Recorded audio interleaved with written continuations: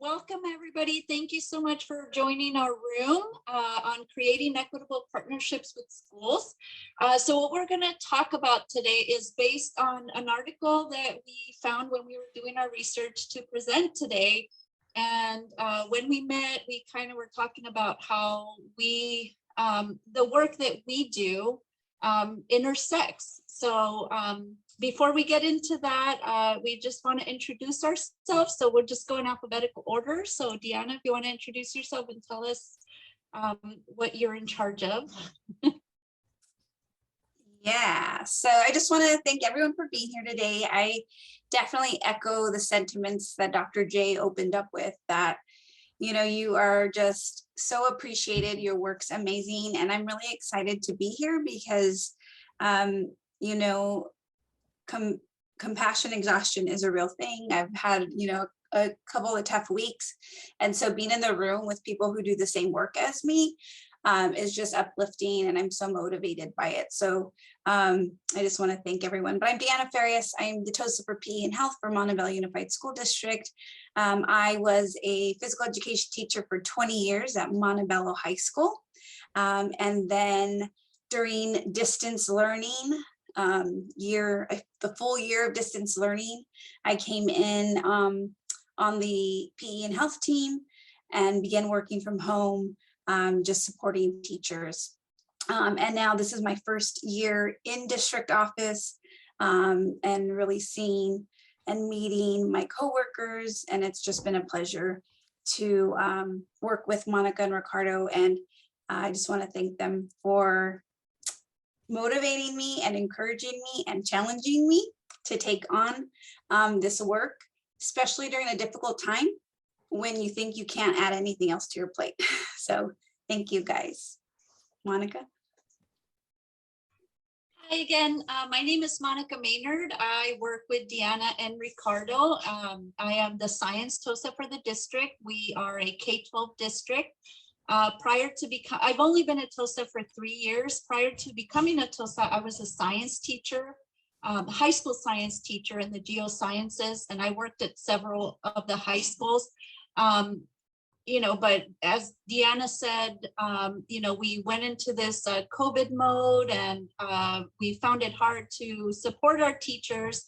And now coming back in person, you know, we're facing different challenges. So I'm really happy that, you know, in different capacities, we've already known each other, either through the MTIP program or tech ambassadors, the Google training, Fed and State. You know, I already knew these people. So it's really great to get to work with them, you know, on a more personal level, and actually get to do stuff together with them. So that's me. Ricardo? Hello, everyone, and thank you for being here. I know how you all feel late in the day.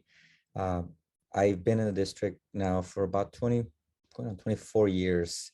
Worked from taught elementary and middle school, 3rd through 8th grade. Have been a Title III teacher on special assignment for a couple of years. At elementary and a middle school, and now I've been supporting the arts education for about a year now.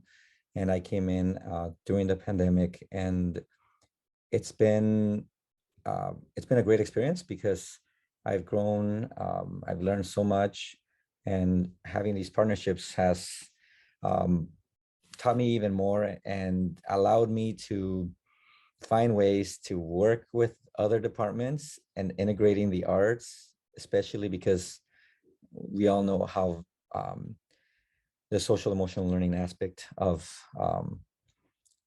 teaching the students in a way that they can express themselves without feeling judged is so important.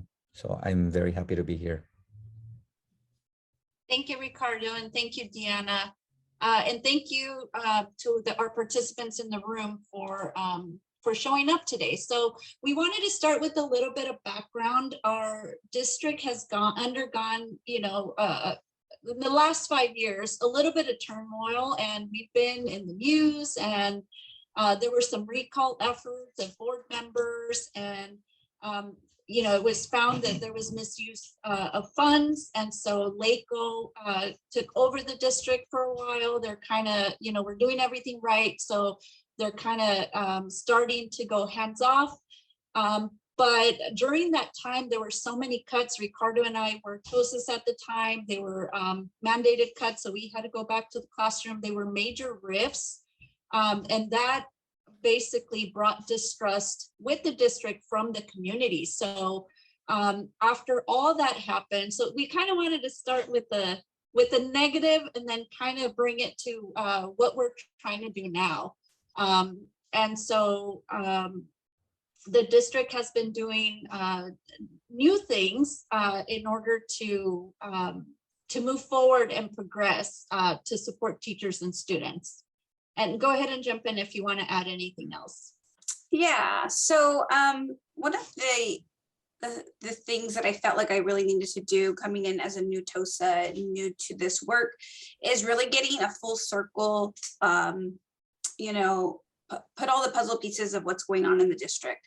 So I attend virtually. I always do the Board of Education meetings because I really need to put my finger and like pulse on what's happening on a broader level. And that's been really helpful. And I've always come back and shared me watching our board meetings with TOSAs to kind of inform them. And Monica speaks perfectly of what the temperament is happening in our district. The frustrations are high. Public speaking revolves around the unequal use of facilities regarding a new charter school that has come into our district. We have many teacher advocates that are coming into board, using their time to speak about not being paid for work. We have our classified personnel working right now, trying to come to a settlement within their union regarding a raise, and things are not looking great. And so the temperament is high, the frustration's high, and we feel it daily, but we try to move forward and move to our work and collaborating and working hard to support teachers, administrators, and our wonderful students.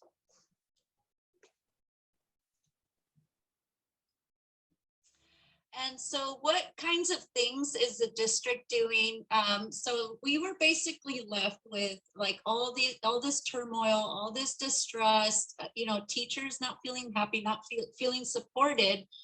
But the district is shifting. And one of the main shifts that we've noticed is that the district is hiring mid-career teachers in leadership positions such as ours. So typically prior to this, they used to hire people towards the end of their career. They do a couple of years and then be out, and then it'd be kind of the same thing. But now we're seeing a change, people mid-career with a lot of energy, with passion and experience that want to do a lot of this work. These are the people that are being hired. So I'm really lucky to work with Ricardo and Deanna because just in the hallway, we come up with like, hey, we need to do this. And then, the next day we have a meeting and then we're doing something together. So that really has helped. And we're not really the type that will say, I'm not interested in that. I'm not going to do that. Deanna is first year TOSA. And when I mentioned this to her, she's like, yeah, let's do it. Let's see what we can do. I need to grow my network. So here we are. The district is also hiring people out of the district to, make things more equitable. And we are seeing different perspectives that people from outside the district bring. And so I think it's turning into a good balance for us where we kind of know the communities, we already know our teachers, we know our schools, but now we have this other perspective from people that are coming from a different state, or they worked at different districts in different capacities. So that is evident, and it's been helpful to us because we get a range of views. We are also just recently, our assistant superintendent called a meeting, and where he basically said, you're the TOSAs, you guys are, we trust that what you're doing is the right thing for your program. So, we have access to the budget, we're able to allocate money for what teachers really need. And we'll get to, how we tap into that and how we support teachers directly. Do any of you have anything to add to this? And I think, yeah, what I'd like to add is that we've been talking since like we started working together, for almost going on a year, but having gone back, working in person has allowed us to, network with the other subject program specialists or TOSAs and create, begin the conversation over time and of possible ways of cross-pollinating, if you will, these our funding and our resources, to just because we know that how students learn, right, how humans learn is by connecting it to something they already know or they're passionate about. So yeah, it's been a very good journey in that sense, where we are networking within our district and we're able to share the cost and just work smarter instead of like working in silos. Yeah, and then, going on to support the idea that our district is really shifting a lot of elements. We had a lot of program specialists who we worked for. I believe Ricardo and Monica still have their program specialists. My program specialist became an assistant principal. They're talking about phasing out these program specialists. And when this happens, they went ahead and had a meeting for the reshifting of positions, and our assistant superintendent really set the tone. What he told us was, TOSAs, we trust you, we feel you're talented, and we empower you to make things happen. We empower you to create programs to support student success. And that's really resonated with us, and that's what leads our work daily. And so what do we bring to the table? So as I mentioned before, we all have a wealth of experience, and we can all talk a little bit about what our experiences are, but we're experienced in our subjects and the grades that we teach. We bring strong work ethic, and we also share a passion for student success. And that, that looks, differently, depending on the work that we're doing. It could mean supporting teachers. It could mean talking to our administrators, advocating for our teachers, creating something to alleviate some of the burdens that teachers have in the classroom. And, that's just because we have that passion, we have that strong work ethic. I don't know, Ricardo, if you want to talk about you working from 6 to 6 and Deanna in the warehouse. And yes, like I drop off my daughter at practice at 6 in the morning. So, I don't go back home. I go straight to the office. And because of all these partnerships that we're forming, I have a short window to find resources, and I'm on the phone, I'm in meetings till about 6 in the evening. And, it doesn't even feel like I've been there that long, because it just, what I feel we are doing and what I am implementing is just so incredible that I don't even feel like I'm tired from, it's like when you're doing what you love, it's just, time just flies. And I can't say that I'm, I would be doing anything else. I'm quite enjoying what I'm doing. Well, Ricardo is a very hard worker and he makes me tired. But we really all go kind of just beyond right now, because we know it's important. We know we have to work hard. We know we're in a dire situation. We know post-COVID, our students need support. And so we're willing to, at any cost, work in the, work in the warehouse, lift boxes, put things together, assemble things. I believe Monica, our support, told us the other day, heading over to, I think you went to Smart and Final. It's about whatever has to get done, we get it done. All right, and I think Deanna put in the chat a link to an article that we found when we were doing research and trying to brainstorm what kind of things we wanted to talk about today. We found something very useful. It's a framework for reflection and practice, and it's like a chart. And so we kind of were talking, as we have been working together in the different programs that intersect our expertise, we're already establishing partnerships. We've been developing those for the last few years. I think right now what we're doing is developing trust with our teachers. And these are in the framework, and they're kind of like worksheets. You can like type in, what you need to do and how to get evidence for things like that. But we were just kind of going over, where we are and what we still need to do. We're moving into working with language differences. In the article, they talk about language differences directly with other languages.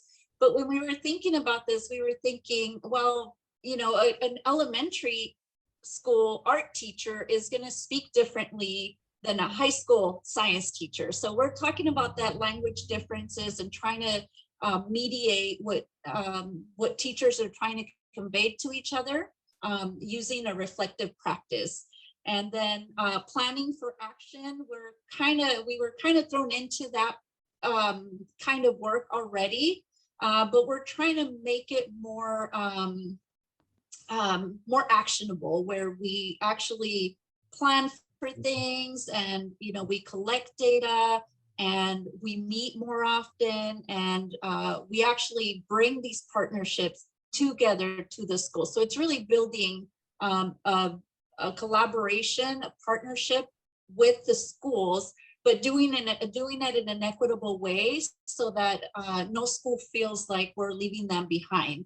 And then one of the big challenges moving forward would be, how do we sustain it? And do we get the outcomes that we were looking to achieve? And how do we maintain this moving forward? Is it sustainable?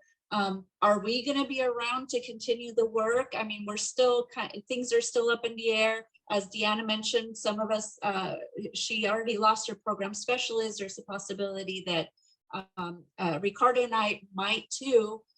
So where does that leave our programs, and will we be the ones to continue the work?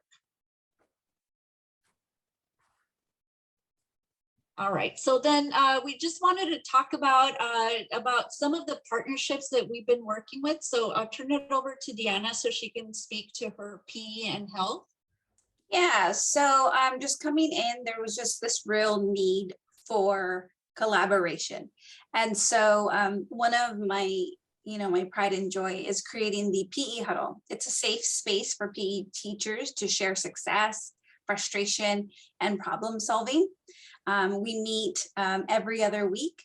It is voluntary. We have a core of 10 teachers that come and just use the time to strategize, to problem solve, and really just to take a deep breath and really just spend time together and have a lot of fun too. We have a lot of laughs. Also, there was this need, teachers had a lot of ideas. And so I ran with their ideas because they know what will work. And so one teacher said, hey, you know what, I would love to have a running program district-wide. Take a look at this. Well, it was a district-wide where you can purchase licenses, you can do all that. As you know, we're not in a situation right now to spend a lot of money. And so we kind of made a makeshift program. So we have a district-wide MUSD Milers Movement Program. And what that is students run quarterly trying to set goals. And so the teachers market it. They show, motivate their students to do it, but I run it. So one less thing off a teacher's plate, right? They don't have time to calculate how many miles kids are running or to man the Google Classroom for it. So they're motivating students to do it, and I'm doing the paperwork for it. In addition, a principal came to me and said, hey, I want a running program for my class or from my school. I'm going to go ahead and put a stipend in there, but I have no time to do this program. So I created the flyers, I created the practice times, I created the permission slips and the liability forms. And they have over 50 students, 4th and 5th graders running 2 days a week. And she just contacted me yesterday and said, find me a 5K. I'm going to put these kids in it.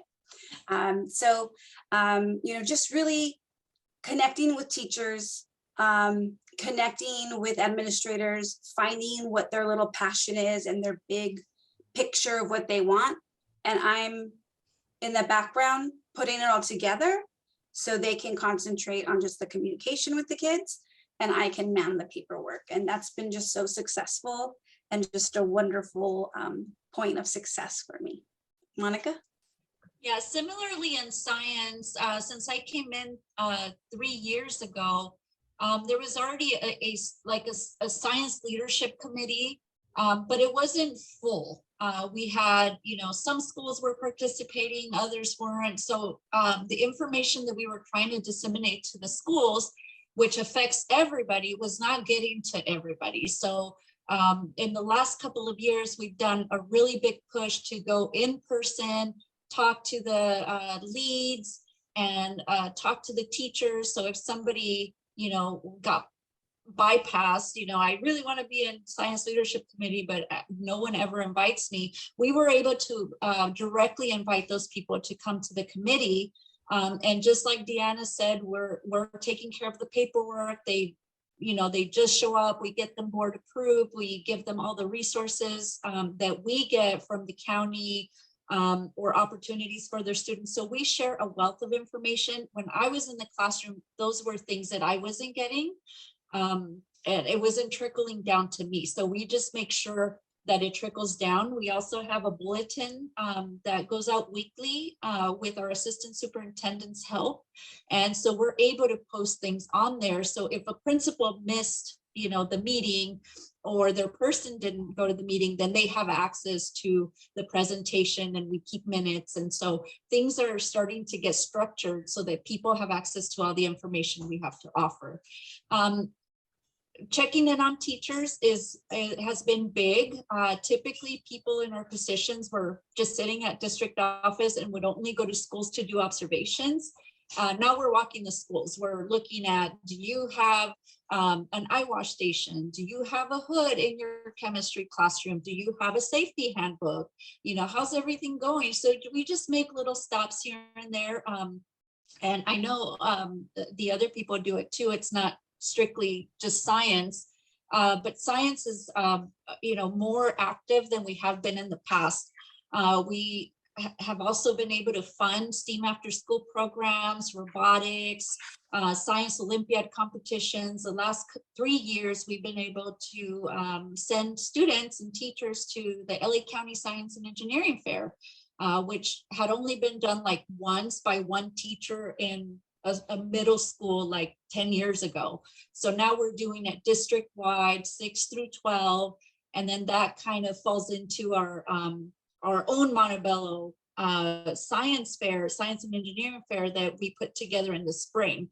And now we're inviting also K-5 to send projects in. So we're trying to include everybody in the district in science. And, we're trying to get more of the other TOSAs, the math and the ELA work with us a little more so that we can do more things and really target that student success. Ricardo?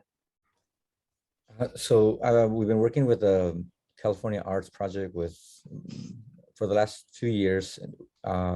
We have 30 teachers that this is how we're creating partnerships and leaders at each site where they're receiving direct instruction by artists via Zoom. So we have now levels 1, 2, and 3, visual arts, 3D.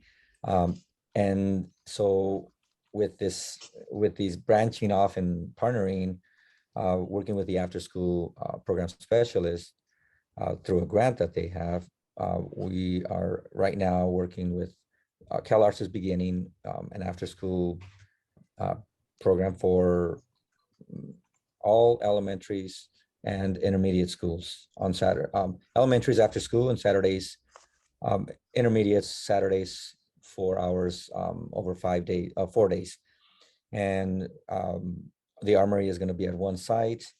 LA Opera is going to begin also this second semester. Contratiempo, they will be at every site as well, elementary and middle school, teaching students dance. So it's opened up and it's giving, even though it is not part of our budget, it's allowing us to work with, with this other program using their funding.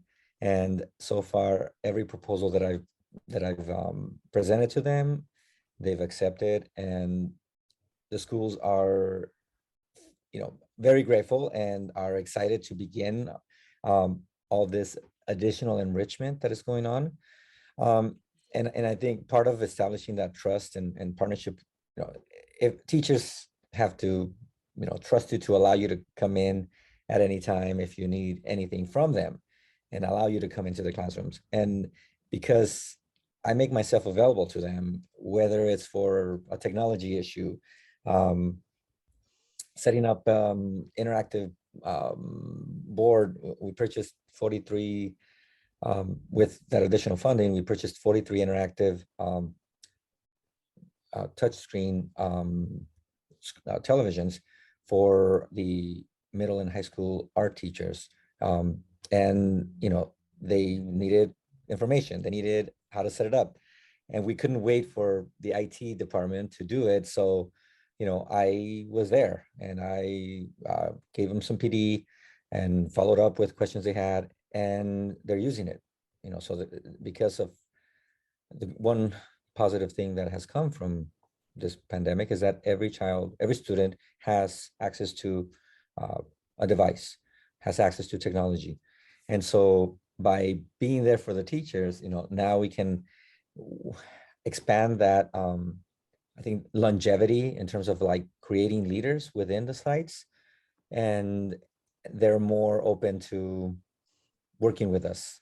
And so we've been meeting about how to integrate, science and art and health, PE, and from the whole child point of view. So as this year progresses and hopefully the following, that's we were looking at ways to create something more and bringing all these teacher leaders, district leaders on board. And because we've been working on establishing that trust, it's going to make it easier to implement, because we're doing it. They understand that we're doing this for the students. We're not doing this as a stepping stone to move on to a higher position. They know that we're passionate about what we're doing, and they see it. And I think that's that's one way to make this long term. Thank you.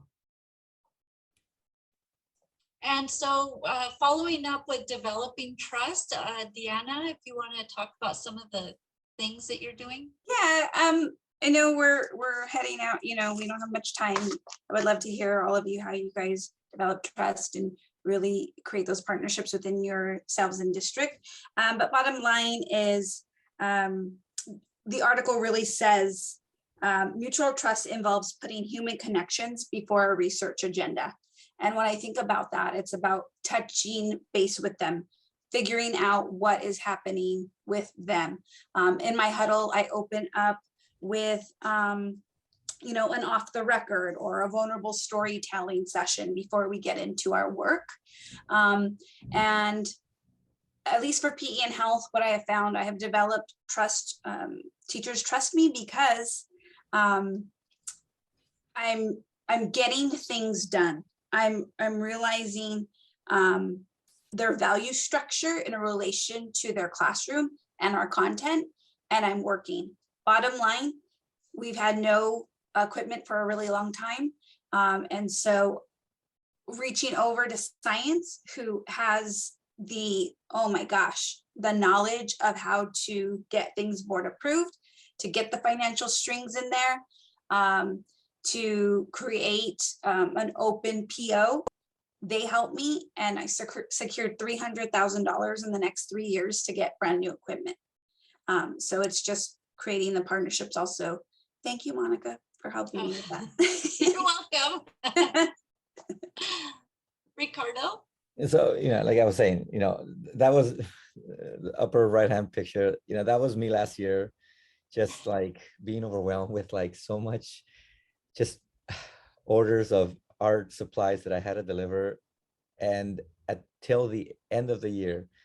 And this year it's been like implementing things and helping our youth cinema project, how, with, changing the color because they had green screens, they had an issue, like, can you change the color? So, having a little bit of background in art, just changing the color of of these plastic flowers, that went a long way. Building this gym that had been sitting in one of the dance teachers' room for a year, putting it together. Yeah, it took me about four days, an hour here, an hour there. But now, those teachers are speaking up for our department, for, giving a positive light to the district, and what we're doing is for them, not for our own benefit. And in science, similarly, I mean, we go out and we purchase a bunch of EV3 Lego Mindstorm robots, and they were in back order.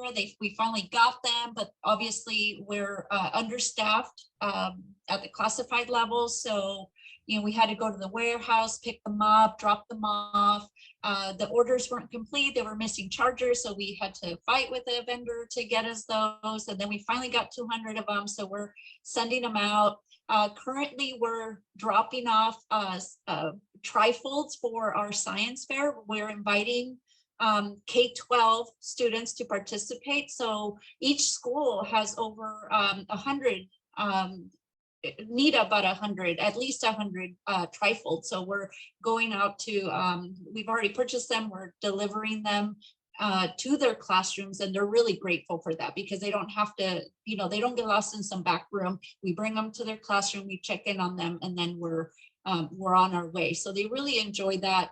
The picture on the bottom left and the upper right, that's us supporting the Science Olympiad over the last 2 weekends. It's a Saturday competition, and we were just there. The teachers were overwhelmed with all the tech because it wasn't on site, it was virtual.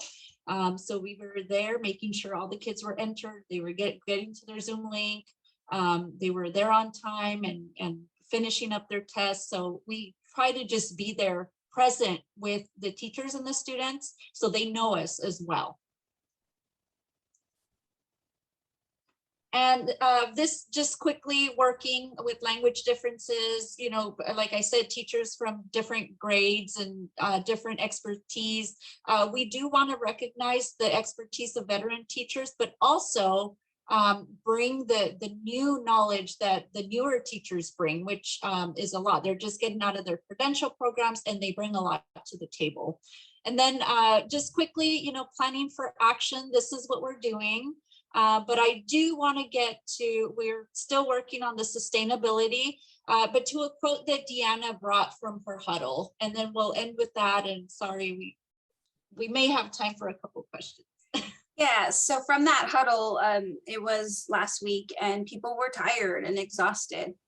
And one of our best teachers, who's the most effective, wonderful, spunky, motivated teacher, was just down. And that was hard to see. And what he said, though, he said is that I'm so close to just saying, whatever, kids, do what you want, whatever. This year is going to be chalked up to whatever. And he said, no, it's whatever it takes. And I believe that, and I know that all of you can understand that sentiment. And that's an important thing to remember as we conclude our school year. Thank you all, and we'll take some questions. We do have a few minutes, or any comments or feedback is welcome as well. Yeah, or some wonderful ways that you have developed wonderful partnerships. Would love to hear it. I want to make sure you saw Kareen's question in the chat about the timing of your science fair and the question is, why don't you do your science fair in the fall so students are prepped for the county and state fairs? Oh, that, yes, we are shifting, but our district had always had the MUSD Science Fair in the spring, like in May. And so it's hard to get teachers to move it. So before COVID, we did move it, and we held it in 2020 in February, like a month before the county science fair. And during COVID, we didn't have anything, but that created a lot of turmoil because we were including the 4th and 5th graders, and they normally do that after state testing. So this year, what we were going to do is have 2 separate science fairs, one for 6-12 in preparation for county, and then have the K-5 standalone in the spring and May, just so we can get the kids, into the science mindset and how to do the process and all that. But then again, logistics just didn't work out. We had to clump it together. So I am supporting the teachers who are coaching the kids at the county level. I am coaching them separately. So they're still getting ready. And then those kids come and participate in our district science fair as well.